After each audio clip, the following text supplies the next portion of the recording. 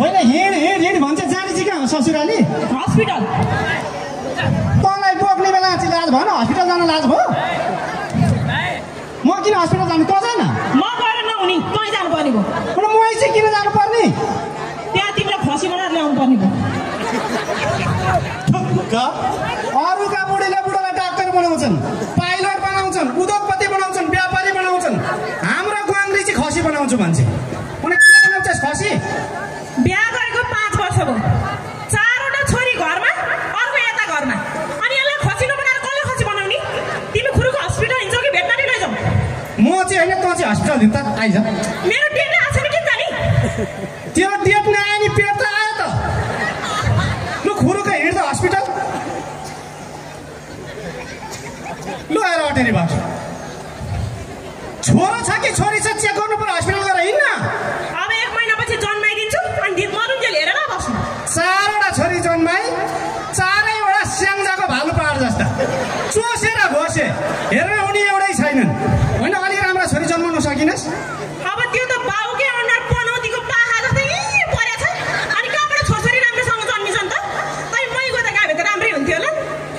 यत्र मान्छे लेखनाथ महोत्सवमा यही सुन्न आएका रहेछन् यो बनकाली राम्री रे उन कुन एङ्गलबाट राम्री छ थुतुनु हेर्नु न चमेरो गुबा जस्तो छ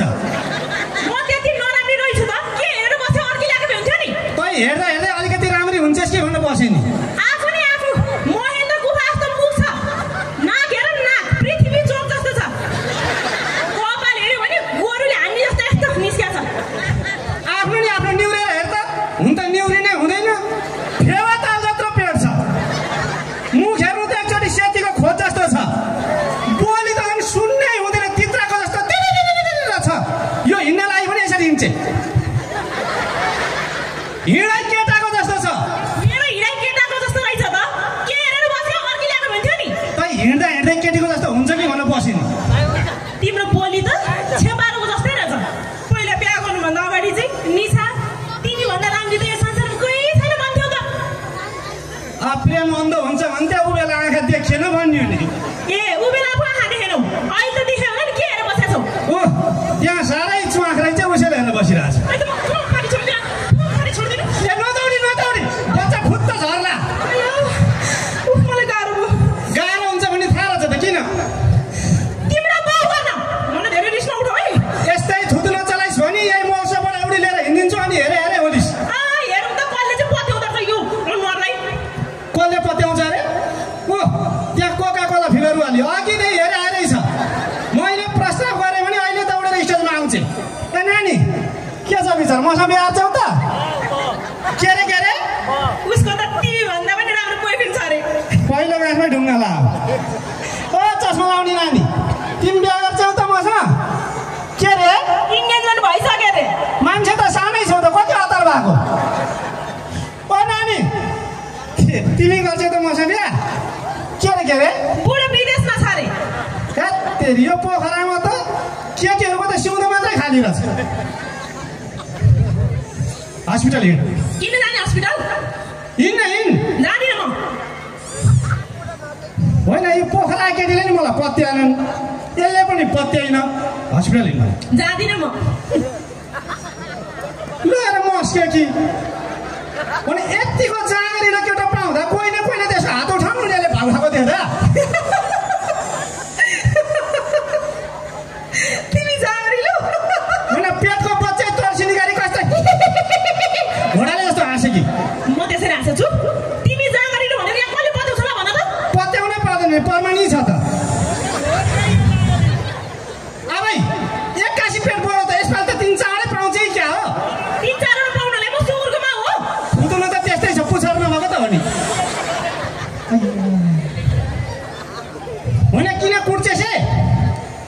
सुँगुरको माउ हो म सुँगुरको माउ त नि अनुहार त्यस्तै छ तिम्रो अनुहार राम्रो छ अझ यहाँ आइज हस्पिटल जाउँ भने जाँदिन भन्दै चाहिँ कति हस्पिटल जाने तिमी चाहिँ हिँड ल तिमीलाई चाहिँ खसी बनाएर ल्याइहाल्नु पर्नेको म जान्न थुतुलो मात्रै चलाउँछ कुट्छ मात्रै अझ मलाई कुट्छ आफै ठसाका ठसेर हिँड्ने गर्छ के भयो फेरि के भयो अरे छे के भयो मलाई त बिहे थाली च्यापे जस्तो छ ल ल हेर त कलेज गएर किताब कापी च्याप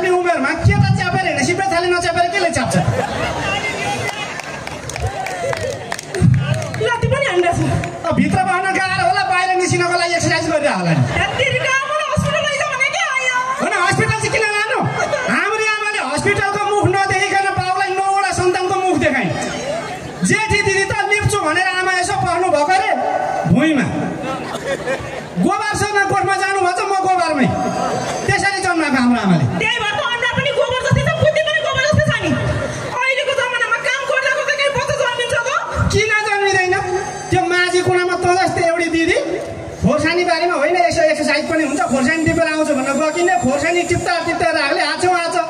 जोडले आछु यहाँ होइन बच्चा त उ त्यहाँ लसुन मार्यो हस्पिटलमा भन्दा बच्चा पनि त यहाँ पो सजिलो रहेछ भने अहिले सबैजना लाइन बसिरहेको छ मान्छेको नाम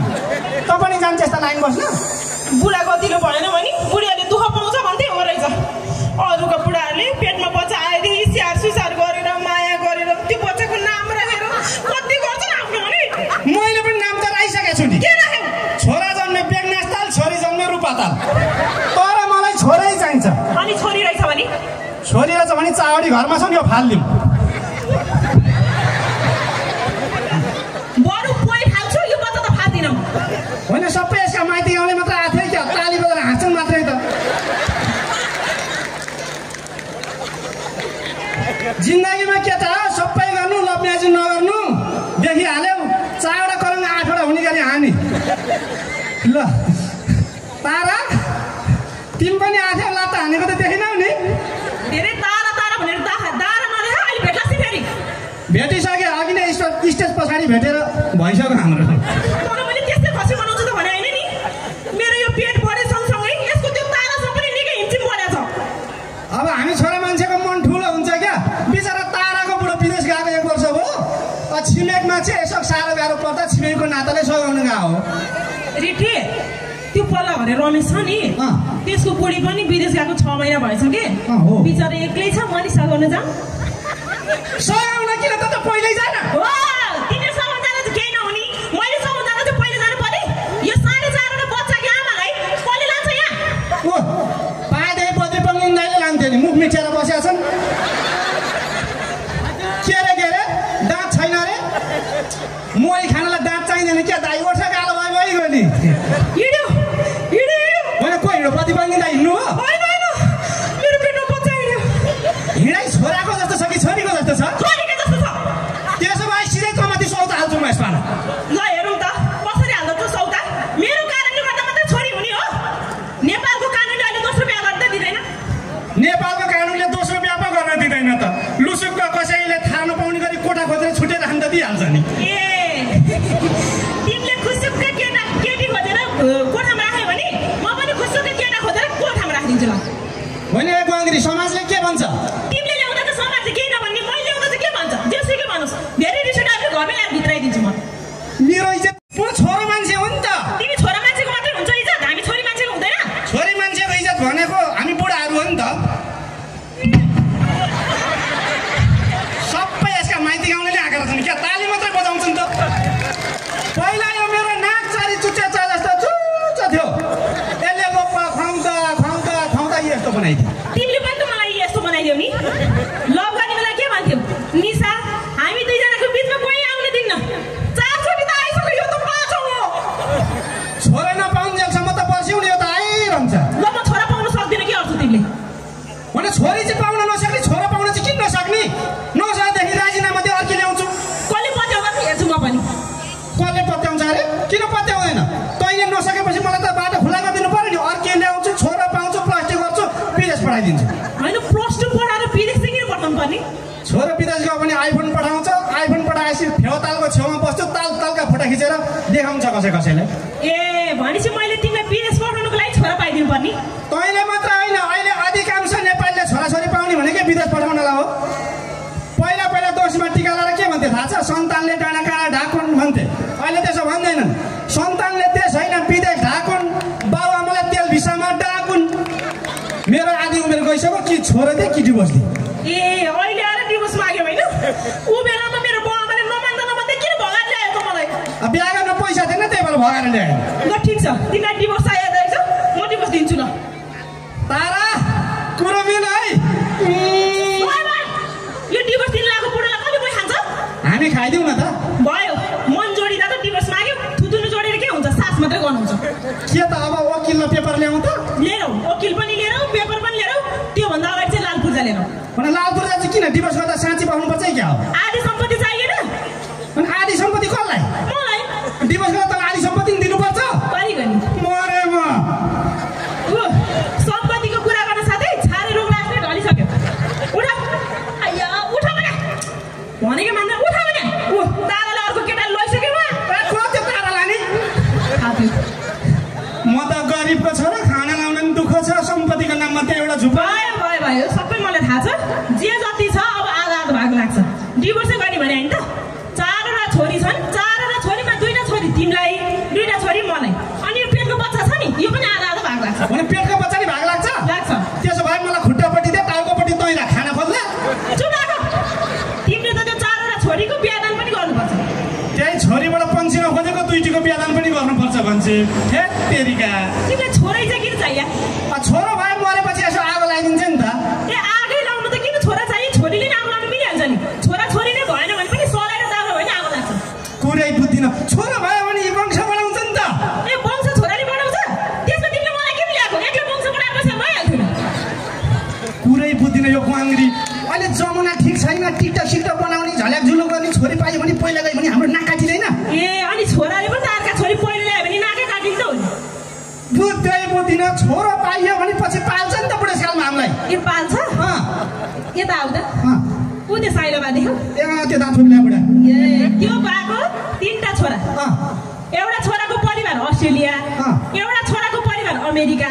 एउटा छोराको परिवार जापान बिचरा मसम्म आउनु मन लागेछ बुढा मान्छे एक्लै आउनु कुरो भएन ऊ छोरी ज्वाइँसँग पछि ल्याएर आएछ ए छोरी ज्वाइँ पो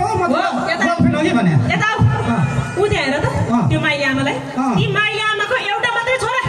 ओहो लवाई खवाई पढाइ राजालाई जस्तो गरेर राखेको थियो अहिले बिहा गर्यो छोरा बुहारी एकातिर आमा एकातिर पाले त छोराले छोरा छोरीले बाउ आमाले पाले भएदेखि अहिले वृद्ध आश्रम खुल्ने ठाउँमा विद्यालय खुल्थ्यो होइन तिमीले छोरीको महत्त्व नै थाहा रहेछ है तिमीलाई जन्म दिने आमाको छोरी नै हो 5 मिनट मन नभए बस्न नसक्ने को हो म तिमी पनि छोरी नै हो नेपालको प्रधानमन्त्रीको छोरी नै हो नेपालको पूर्व राष्ट्रपतिको छोरी नै हो सबै छोरी हो नि मैले छोरीको बयान गर्न खोजे होइन तर छोरा र छोरीमा भिन्नता गरे तिमी जस्तालाई चाहिँ छोरीको महत्त्व के हो देखाउन खोजे मात्रै हो ठिक छ मलाई त मेरो सन्तान छोरा भए नि छोरी भए पनि ससम्मान जन्माएर मुटुभरिको माया दिन मन छ तर तिमी जस्तो लोग्ने मलाई चाहिएन मलाई डिभोर्स दिनु पढा लेखा छैन बुद्धि पनि छैन होला भनेको बुद्धि त भयङ्कर रहेछ यसको कुरा त ठिकै गर्ने होइन अब आमा बा नभएको भए म जन्मिन थिएँ म र यो नभएको भए अब ती छोरी जन्मिँदैन थिए छोरा छोरा भनिरहेको छु भोलि त्यो छोरो जन्मेपछि त्यसलाई पनि फेरि अर्काकी छोरी नै चाहियो यो बनिया घर भत्काउनु भन्दा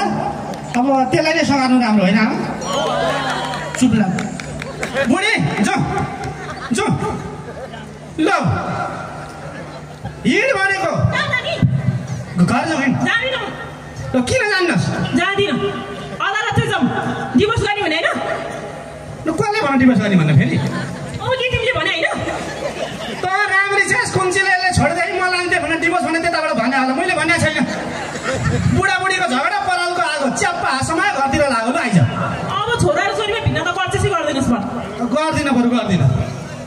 दुनियाँ केटीको के त्यो ताराको पछि लाग्छ लाग्दैनस् भन् तारा ध्रुव तारा अर्का बुढी अर्का छोरी कसैको पछि लाग्दैन म तेरै पछि लाग्छु दे बाउआमाको घर छोडेर तेरो विश्वास गरेर आएको छु बसन्त ऋतुमा प्रकृतिले पनि काँचुली फेर्छ भन्छन् तेरो माया पाएदेखि मेरो जिन्दगीले पनि काँचुली फेरेको छ बसन्त ऋतुको डायलग बोली आइज हालौँ म चाहिँ जापिन्छु बिस्तारी बिस्तारै हाल्नु अघि दाइ तपाईँले भिडियो खिचिरहनु भएको छ मैले केही भनेको छैन यो अगाला हाले भिडियो त नखिच्नु न यार खिच्नु देऊ न त बुढाबुढीको के भयो त राम्रो राम्रो फोटो खिचेर मलाई भोलि पठाउन है पठाउ भन्छ बुद्धि छैन खिचेर टिकटकमा हालिदिन्छन् क्या अनि के भयो त अनि टिकटकमा हाल्यो भने उता मेरो गर्लफ्रेन्डले बुढी रहेछ भने थाहा पाउँदिन त्यसलाई त म आज खसिनु पनि छोड्दिनँ तपाईँहरू चाहिँ Basanta Ritu serial Sasmita Giri official YouTube च्यानलमा हेर्दै गर्नु म यसलाई खसी बनाएर आउँछु तपाईँलाई त मैले सबैभन्दा ठुलो शक्ति मातृशक्ति यहाँले पक्कै बुझ्नु होला छोरीको महत्त्व छोराभन्दा पहिला छोरी यो सन्देश दिने कलाकारलाई ताली दिनुहोस् त एक फेरि देशको प्रधानमन्त्री को नारी पूर्व राष्ट्रपति को भन्दै हुन्थ्यो नारी अनि काशीको सिडिओ को नारी अनि त्यहाँ किन पुग्नु यो महोत्सवको अध्यक्ष अध्यक्ष लेखनाथ उद्वानसिंहको नाति। यहाँ हजुर एकचोटि ताली दिनुहोस् सबैको मेघमारी। सबैलाई सम्मान छ। हामी सबैको शिरमा सधैँ सधैँ देवी सरी नारी। हार्दिक हार्दिक सम्मान छ। धेरै धेरै धन्यवाद छ कलाकार साथीहरूलाई यो प्रस्तुतिको लागि। अब भने तपाईँको लागि आजको प्रमुख आकर्षण यति बेला बोलाउने क्रममा छौँ।